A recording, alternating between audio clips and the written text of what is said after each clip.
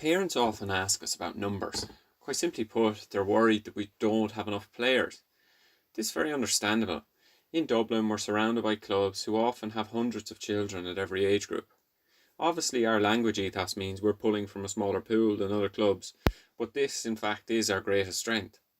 Many clubs in urban areas around the country follow a survival of the fittest style model. They start with hundreds of children. However, by the time the children have reached 19 or 20, there's often only a handful of players left. These clubs are following an ability-based model, or Conors Story.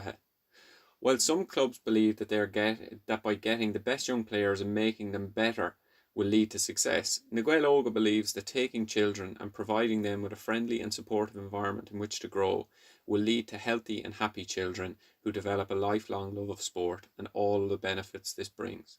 We call this model the growth model, or fhísean Story. In reality, what this model means for your child is, instead of playing for one team for 10 years under one manager, they will play for their own age group, but often play for older teams. This brings massive benefits. They'll develop a broader base of friends, build greater resilience, and learn the technical skills needed to compete with bigger children. Instead of simply being players, they will be supported to become coaches and mentors for younger teams. Instead of being looked at as numbers on a spreadsheet, they'll be looked at as people who have a real role to play in our community, and every support will be given to them to fulfill this role.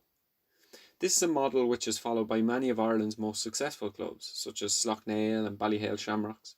The funny thing is that even though an ability-based model focuses more on developing the best players, in the long term the growth model allows clubs to compete in a sporting context, while also bringing a massive amount of personal development benefits off the field. For this model to work, all you need is 9 or 10 children in every age group. While we are always welcoming new children and children who play other sports, we're also happy supporting the children in the club to be the best they can be. Let me give an example. We're blessed in the Gaeil Óga to have a lot of adult players who have experienced different cultures and approaches. My own story in James Stephens GA Club in Kilkenny, began in Kilkenny, and I suppose James Stephens are the most successful juvenile club in the country. They've produced many of the greatest hurling names such as Brian Cody, Owen Larkin, Jackie Turrell. When I was 8, we'd 50 odd players. When I was 14, we won the All-Ireland Division 1 title. However, only 3 of those players, 3 of the 50 who started our journey at 8 years of age, went on to play at adult level. We were brought up in an ability-based environment, and as soon as a player started to question whether he was good enough or not, more often than not, they just stopped playing. Contrast this with the story of Gaeil Óga's current adult hurling member, Conan Glass. Conan grew up in a growth-based model in a club called Slaughtneil. At the time, they were a small club with no real tradition of hurling. When Conan was 8, there was 11 players his age in the club. The club supported all the players to stay playing and fulfill their potential. Of the 11 players who started out as children, 9 of them went on to play at adult level. They built friendships as they grew with other players in the club, often plugging holes on other teams who were also short bodies.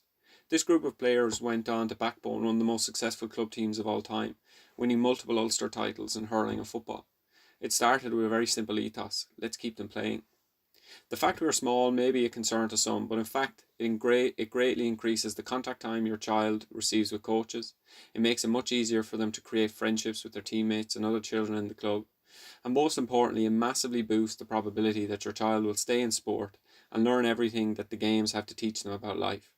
So please bear with us if numbers seem small. Please bear with us if we are prioritising development over winning.